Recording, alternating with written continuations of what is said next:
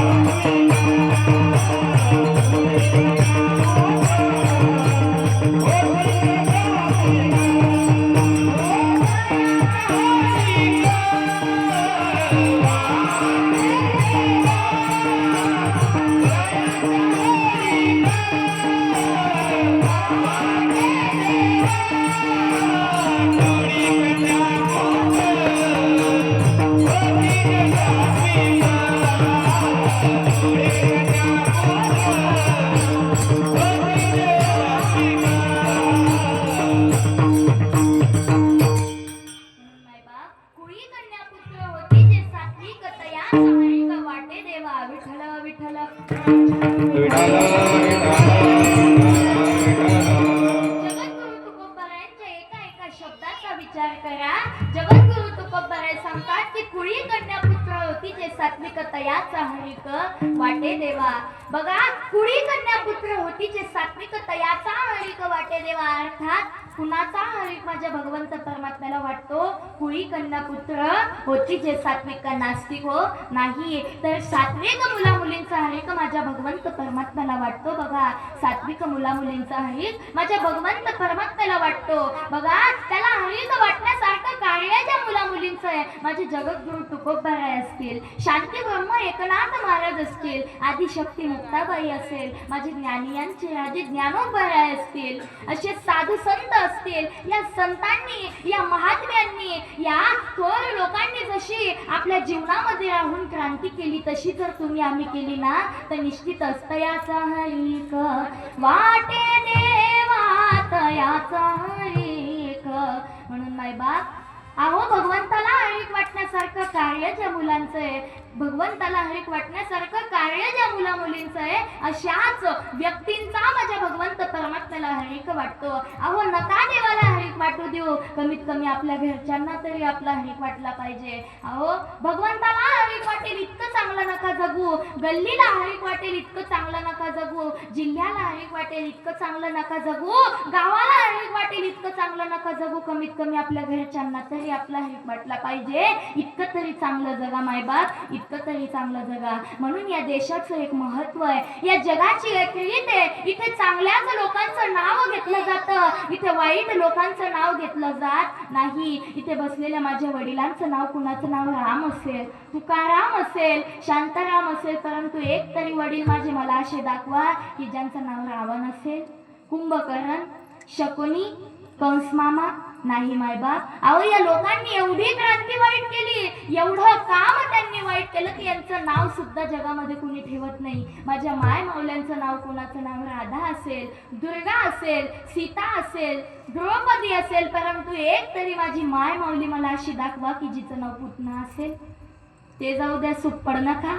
नाही ना मायबाप, नाही. बघा यांनी एवढं काम वाईट केलं, हे माणसं वाईट होते यात नवल नाहीये, परंतु यांनी क्रांती एवढी वाईट केली की यांचं नाव सुद्धा या जगामध्ये ठेवत नाही. मग मला सांगा, भगवंताला हरिक वाटण्यासाठी काय केलं पाहिजे? चांगला बंगला बांधला तर माय बापाला हरिक वाटेल, देशाची सेवा केली देशाला हरिक वाटेल. मग जगद्गुरु तुकोबाराय सांगा तुम्ही की माझ्या भगवंत परमात्म्याला हरिक कसा वाटेल? तर जगद्गुरु तुकोबाराय सांगतात, अभंगाच्या तृतीय गीता भागवत करीती श्रवण, गीता भागवत करीती श्रवण, गीता भागवत करीती श्रवण, गीता भागवत करीती श्रवण, भागवत करीती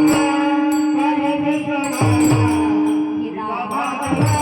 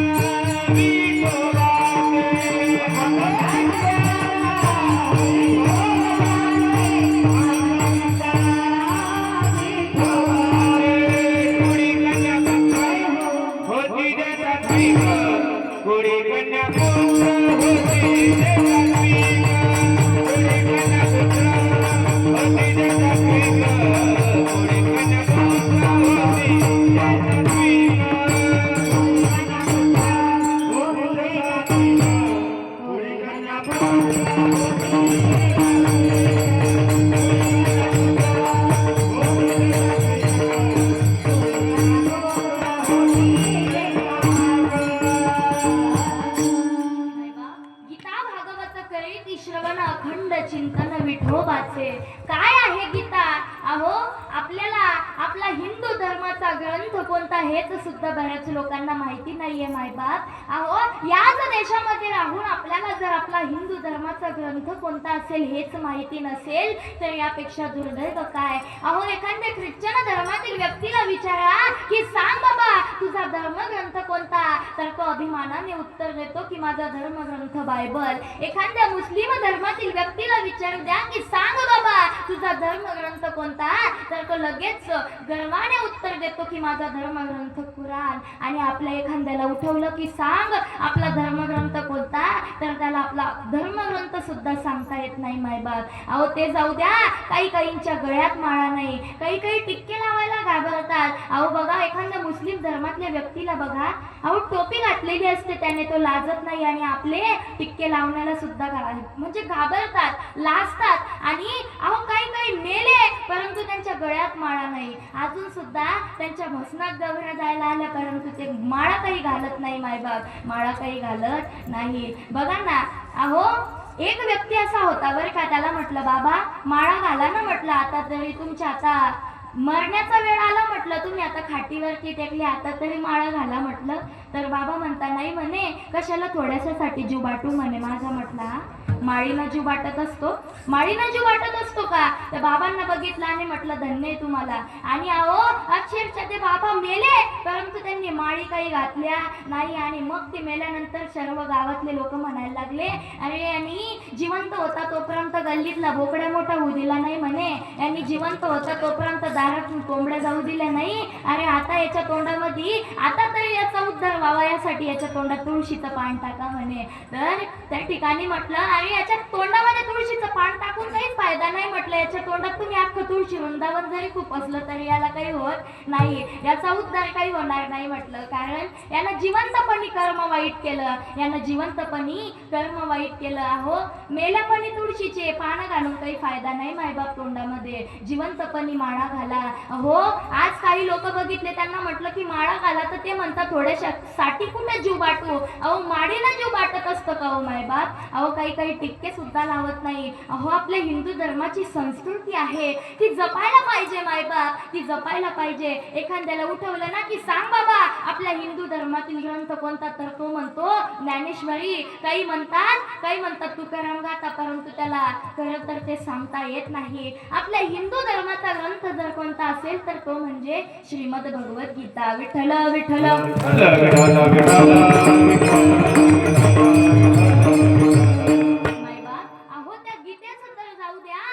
ज्यांनी आपल्याला जन्म दिला, ज्यांनी आपल्याला चालायला शिकवलं, बोलायला शिकवलं, त्यांच्यासाठी सुद्धा आज घरामध्ये जागा उरली नाही मायबाप, त्यांच्यासाठी सुद्धा आज घरामध्ये जागा उरली नाही. अरे आई वडील काय वयोवृद्ध झाले की तो मुलगा म्हणतो की आई बाबा तुम्ही आता वयोवृद्ध झाले, तुम्हाला आता या घरामध्ये जागा नाही. परंतु एक सांगेल गड्या, या तीन गोष्टींमुळे जर तुमचे आई वडील तुमच्यापासून दूर होत असतील ना मायबाप, तर त्या तिन्ही गोष्टींचा त्याग करा, त्याग. अहो आज ही परिस्थिती निर्माण झालेली आहे, मायबाप सोबत ठेवायला सुद्धा पोरांना लाज वाटते, लाज. मायबाप सोबत ठेवायला सुद्धा पोरांना लाज वाटते, लाज. म्हणून या तिन्ही गोष्टी अशा आहे ज्यांच्यामुळे तुमचे आई वडील तुमच्यापासून दूर होत असतील ना मायबाप, तर त्या तिन्ही गोष्टींचा त्याग करा. एक म्हणजे पैसा, दुसरं म्हणजे शिक्षण आणि तिसरी म्हणजे बायको. अरे पैसा गेला कमवू शकतो, शिक्षण गेलं पुन्हा मिळेल. अरे बायको गेली, 1000 बायका भेटतील, परंतु ते आई वडील त्या ठिकाणी गेले ना मायबाप, तर ते पुन्हा कधीच मिळू शकत नाही घरं, पुन्हा ते कधीच मिळू शकत नाही. म्हणून या तिन्ही गोष्टींमुळे जर तुमचे आई वडील तुमच्यापासून दूर होत असतील ना मायबाप, तर या तिन्ही गोष्टींचा सुद्धा त्याग करा. माझ्या पुंडलिकरायांची काय निष्ठा होती हो, साक्षात जगाचा मालक त्या ठिकाणी दारावरती येऊन उभा राहिला, परंतु पुंडलिकरायांनी जेवढं महत्व, जेवढा मान, जेवढा सन्मान त्या ठिकाणी त्या आई वडिलांना दिला, तेवढा जगाच्या मालकाला सुद्धा दिलेला नाही. म्हणून मायबाप आपण सुद्धा त्यांची सेवा केली पाहिजे. आज सुद्धा दुर्दैव वाटतं, अहो आज सुद्धा दुर्दैव वाटतं. काय अपेक्षा असते होत्या आई वडिलांची, काय अपेक्षा असते? फक्त माझा राजा 2 शब्द गोड बोलावं रे दादा, एवढीच अपेक्षा त्या आई वडिलांची असते. परंतु तेवढं सुद्धा आपण त्यांच्यासाठी करायला तयार नाही. आणि माझ्या माय मावल्यांनो, माझ्या सर्व माय बापांनो, तुम्हाला सुद्धा हात जोडून विनंती आहे, अरे मुलांसाठी पैसा कमवून ठेवण्यापेक्षा, संपत्ती कमवून ठेवण्यापेक्षा त्यांच्यासाठी संस्कार कमवा मायबाप. संस्कार ही काळाची गरज आहे, संस्कार ही काळाची गरज आहे. त्यांच्यासाठी पैसा कमवून ठेवण्यापेक्षा संस्कार कमवा. अर्थात ते म्हणत नाहीये की पैसा कमवू नका, अरे पैसा कमवता सुद्धा त्यांच्यासाठी संस्कार कमवा, नाहीतर आपण वयोवृद्ध झाल्यानंतर आपली काय हाल होणार हे सर्वांना माहीतच आहे मायबाप, हे सर्वांना माहीतच आहे. म्हणून हात जोडून विनंती करते की आपल्या मुलांसाठी पैसा कमवून ठेवण्यापेक्षा, संपत्ती कमवून ठेवण्यापेक्षा त्यांच्यासाठी आधी संस्कार कमवा, त्यांच्यासाठी आधी संस्कार कमवा. म्हणून मायबाप चांगले संस्कार जर आपल्या जीवनामध्ये आत्मसात करायचे असतील, चांगले संस्कार जर आपल्या जीवनामध्ये आत्मसात करायचे असतील, म्हणून जगद्गुरु तुकोबार सांगतात की गीता भागवत करीती श्रवण, अखंड चिंतन विठोबाचे. आणि असं जर तुम्ही केलं तर जगद्गुरु तुकोबार सांगतात अभंगाच्या शेवटच्या चरणात, तुका मने बद खडोबाची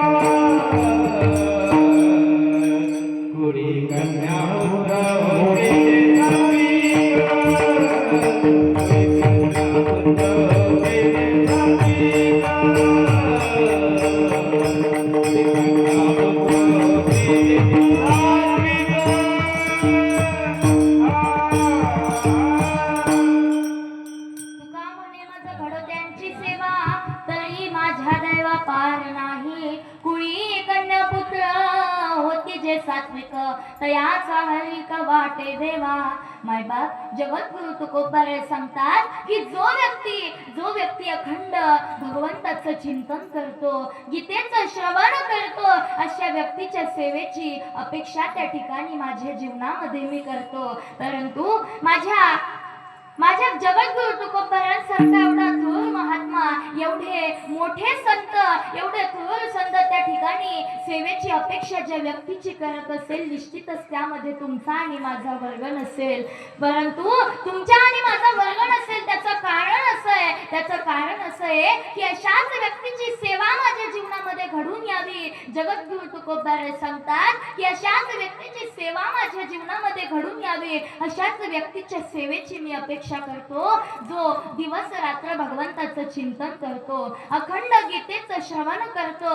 अशाच व्यक्तीची सेवा माझ्या जीवनामध्ये घडून यावी. अहो, अशाच व्यक्तीच्या सेवेची अपेक्षा माझे जगद्गुरु तुकोबाराय करतात. बघा, आपुल्या हिता जो असे जागता धन्य माता पिता तयाची या. कुळी कन्या पुत्र होती जे सात्विक तयाचा हरिक वाटे देवा. गीता भागवत करीती श्रवण खंड चिंतन विठोबाचे. कुळी कन्या पुत्र होती जे सात्विक तयाचा हरिक वाटे देवा. तुका म्हणे माझ घडो त्यांची सेवा तरी माझ्या दैवा पार नाही. कुळी कन्या पुत्र होती जे सात्विक तयाचा हरिक वाटे देवा. विठोबा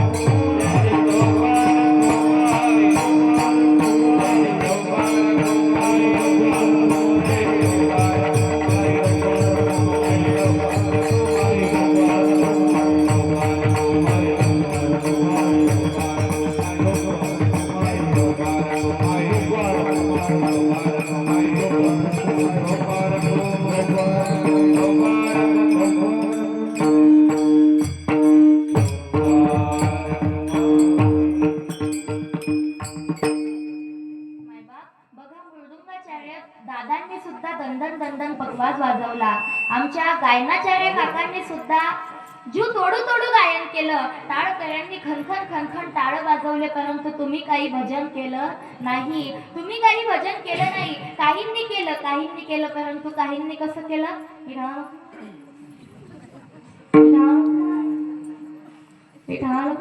अहो मायबाप, हे भजन झालं का? तुम्ही भजन का करत नाही हो? बघा ना, आज एकादशी आहे. काम क्रोध लोभ जाई जेव्हा एकादशी येई. आणि कामदा एकादशी जीवनातील सर्व संकटे दूर नेई. बघा, आज कामदा एकादशी आहे आणि या एकादशीचं जेवढं महात्म्य सांगितलं तेवढं कमी आहे मायबाप. या एकादशीचं जेवढं महात्म्य सांगितलं तेवढं काय कमी आहे. बघा, हा दिवस म्हणजेच भगवान विष्णूंना आणि पांडुरंगांना समर्पित आहे. हा दिवस भगवान विष्णू आणि पांडुरंगांना समर्पित मानला जातो. या दिवशी प्रत्येकाची इच्छा आकांक्षा पूर्ण होते. बघा, या दिवशी प्रत्येकाची इच्छा आकांक्षा पूर्ण होते. परंतु केव्हा? जो मनाने, जो भावाने एकादशीचं व्रत करतो. एक दिवस काय झालं?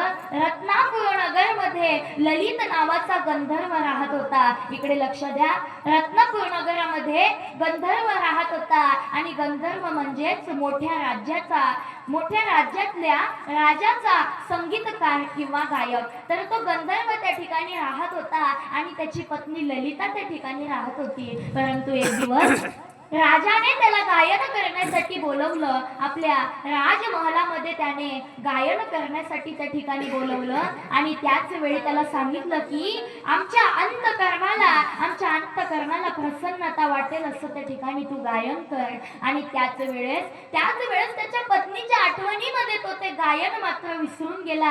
आणि त्याच वेळेस राजाने विचार केला, अरे एवढ्या मोठ्या सभा मंडपामध्ये त्या ठिकाणी तुला मी बोलवलं, एवढा मोठा मान सन्मान त्या ठिकाणी मी तुला दिला आणि तू त्या एका स्त्रीच्या आठवणीमुळं या गाण्याची तुला भूल पडली, विसर पडली. त्याच वेळेस त्या ललित नावाच्या गंधर्वाला त्या राजानं शाप दिला की जा तू राक्षस होशील. आणि त्याच वेळेस तो राक्षसाच्या रूपामध्ये रूपांतरित झाला आणि ललिताने रडावं, दुःख व्यक्त करावं. आणि त्याच वेळेस ती जंगलातून चालली होती. तिला खूप दुःख झालं की माझ्या पतीला शाप मिळाला म्हणून. आणि त्याच वेळेस ती रडत रडत जंगलामधून जात होती आणि त्याच ठिकाणी एक साधू त्या ठिकाणी तपश्चर्या करत होते.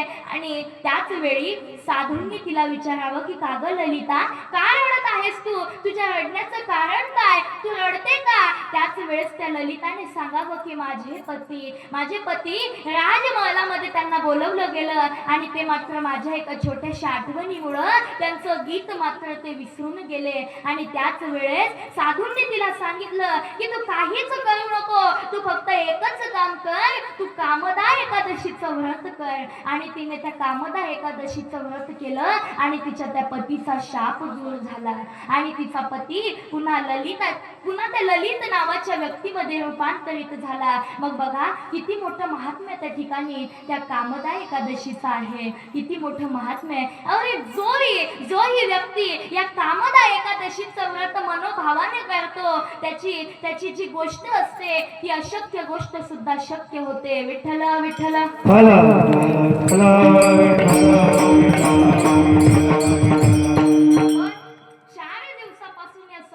रंगून गेलो आहोत. 4 दिवस केव्हा निघाले हे सुद्धा आपल्याला काही कळलं नाही. आई भगवतीच्या सुंदरशा पावन पवित्र दरबारामध्ये चालू असणारा अखंड हरिनाम सप्ताह बघा ना, किती मोठी ती त्या ठिकाणी भगवती आहे, किती मोठी ती सप्तशृंगी आई आहे. आणि त्याच भगवतीच्या दरबारामध्ये चालू असणारा अखंड हरिनाम सप्ताह ज्या वेळेस महिषासुर नावाच्या राक्षसाने या पृथ्वीवरती अत्याचार केला, त्याच वेळेस सर्व देवांनी आपली शक्ती एकवटून एक रूप धारण केलं आणि तीच महिषासुर मर्दिनी म्हणजे आपली आई सप्तशृंगी आहे. तीच महिषासुर मर्दिनी म्हणजे आपली आई सप्तशृंगी आहे. आणि त्या आईनं त्या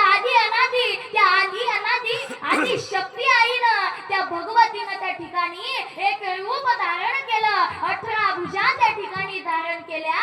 आणि त्याच वेळी त्या महिषासुर नावाच्या अत्याचार करणाऱ्या राक्षसाचा संहार करून धर्माची पुनर्स्थापना केली. आणि तीच आई आज सुद्धा जागृत आहे. बघा, तीच आई आज सुद्धा जागृत आहे. एकदा काय झालं, एक भक्त होता प्रचंड ऊन तापलेलं आहे, पायात काही घातलेलं नाहीये. आणि अशा वेळेला तो भक्त मात्र तो गड चढत होता. आणि गड चढता चढता काही लोकांना त्याला प्रश्न विचारावं की का रे बाबा, का तू एवढा त्रास सहन करतोय, का त्या आईसाठी एवढा तू त्रास सहन करतोय? त्याने सांगितलं की मी त्रास सहन करत नाहीये म्हणे, मी माझ्या आईला भेटायला चाललो म्हणे. त्याच वेळेस मात्र प्रचंड ऊन तापलेलं आहे. आईनं परीक्षा घेण्याची ठरवली. प्रचंड ऊन तापलेलं आहे, पायात काही घातलेलं नाहीये, सूर्य मात्र त्या ठिकाणी कोपलेला आहे. आणि अशा वेळेला तो भक्त खाली पडला आणि त्याच वेळेस त्यानं आईचा धावा केला.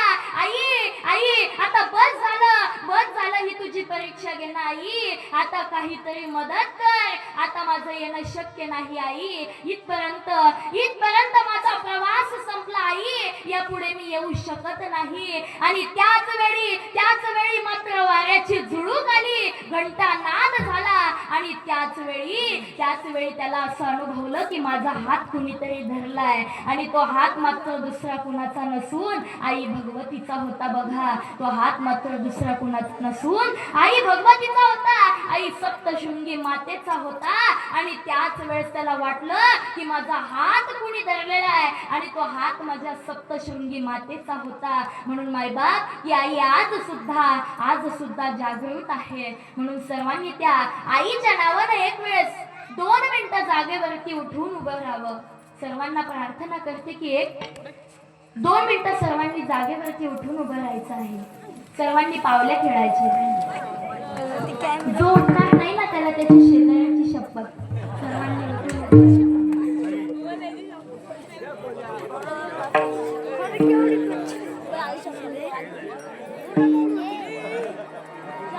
सर्वांनी उठून उभं राहायचंय. जो उठणार नाही त्याला त्याच्या शेजाऱ्याची शपथ म्हणायची. सर्वांनी पावले खेळायचे. वणीच्या गडावर कोण गौरी राखण करते सप्तशृंगी. वणीच्या गडावर कोण गौरी राखण करते सप्तशृंगी.